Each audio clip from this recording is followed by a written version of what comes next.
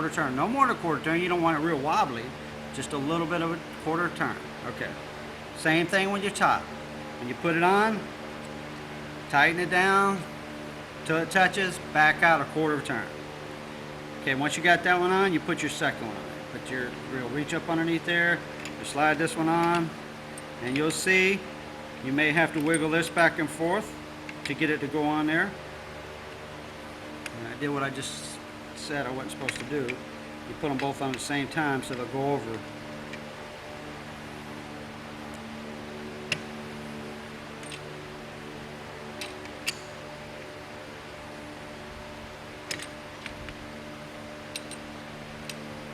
May even have to have your buddy lift up on the door a little bit. There. If you don't have the height just right, you may have him lift up on the door, and the distance will become perfect where it'll slide on there. Now you got that on. Put your lock nut on. Tighten it up till it touches, back out a quarter turn. Same thing with down here. All four of them. Tighten them till they touch, back out a quarter of a turn. The lock nuts, you never have to worry about them again. They'll be fine. All right, once the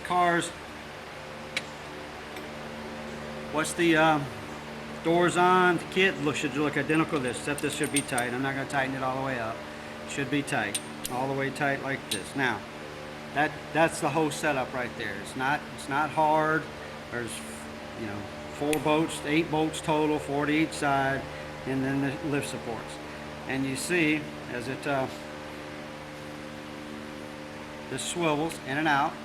The shocks. What's good about this system is the shocks swivel with the actual door, so you keep that same straight angle from the door to your pivot point.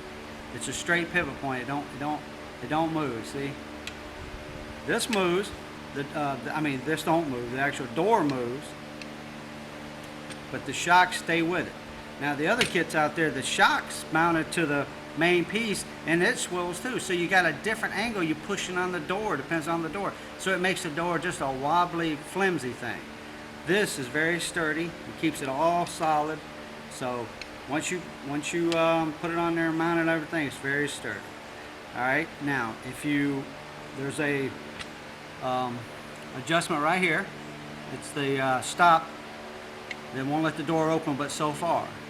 So what you want to do is we're going to have a standard set, and it's probably going to be maybe a little bit not opening quite as far as you may like it. So what you want to do is you can back that out with you have to do it while the door's up, so you can get to it with an Allen wrench, 6mm I think.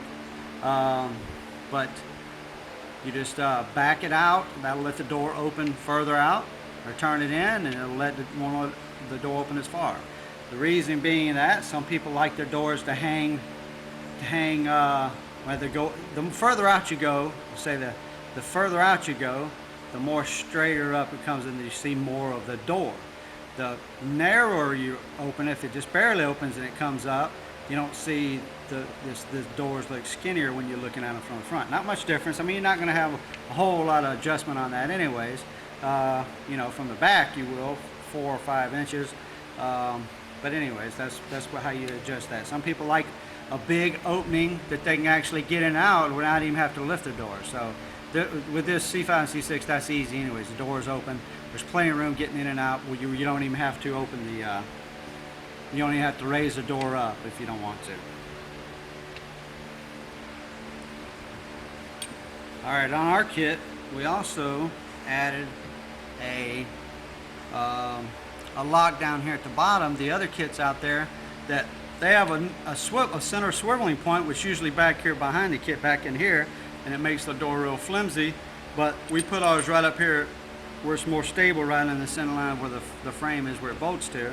And also, the other kits out there don't have a stopping point at the bottom. They have a little adjustment nut inside here, but the door, when it comes down and bounces. Sometimes it wobbles and comes down too far. Well, ours has a locking channel here we built in, designed in, so when it comes down, it only can come down and hit that locking channel. It ain't going down no further. So, and also in behind here, if you can see this, there's a little locking channel that keeps it locked in. Once the door is shut, it goes back in behind there, so the kit can't come out this way, meaning so it locks it in where the bottom of your door seal is tight. It's just like your old hinge. It locks it in just like the hinge you took off. It locks it in, so when the door shuts, you have a pressure point at the bottom of your door from down here, and you have a pressure point from up here. This keeps the door sucked to your seals sucked to the frame, and doesn't let the bottom pull out a little bit like the other kits. The bottom will tend to pull out a little bit, and you'll get air leaks and a whistling effect at the bottom of your door. You won't get this with this kit, because you can adjust that in just like your hinges you took off. It's all identical. All right, once you have your adjusted out, your door adjusted out, and everything is just like you liked it, and you've shut it and opened it a few times, this will be, your wiring will be in your hole right here that when you took the door off, you stuck the wires back in the hole so they'd be out of the way. All right, now just pull your wires back up out of the hole. There should be 2 harnesses. They got plugs on the end of them, and you'll see the door itself will have inside the door from this side, the wiring coming out of it. Pull it back out. Pull the wires through the door, get them. Before you connect them, take your boot. This can be done 100 different ways. The covering of the wires. The wires themselves, you just clip them together. You're not going to have to add any extension. There's plenty of wire there. All right, but to cover them and close your hole and all that stuff, you want to seal that back off just like it was. We take and split the boot. And again, this is our way. It doesn't have to be your way, but we split the boot. Take 1/2, put it back in the same hole it was. Take the other half, put it back up in the door hole just like it was through the wires coming out of it.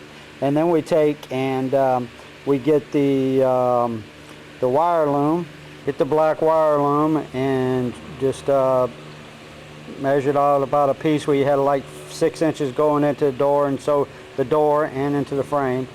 Put that over it, slip it through the rubber boot and in through your door.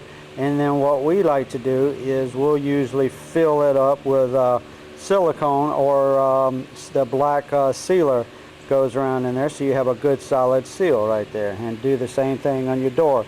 And we'll do this while it's up, because you don't want all this excess wire hanging in here, so when you shut the door it gets in the way. So you want this pretty much, you know, a straight shot where there's not much wire hanging out, and when you get through, so once you silicone it's not going anywhere. And when the door comes up and down, the wires will just stay right in here. They'll come down a little bit, but they'll roll back in behind the fender. And there's a lot of room back in behind here, so they'll go in behind there. There's no way it can bind. It's not going to bind on anything. There's plenty of room when the door's down, as you see here, for the wires to flip in behind here. And you'll see this kit's actually up off the frame over a 1/2 inch, and it comes in, so the wires will just come back in here and kind of loop around. So that'll be fine. Now, you may come up with a better idea.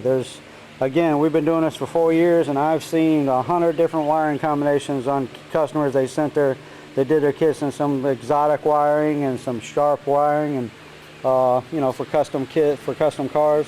So that's the way we do it, unless the customer has a different request.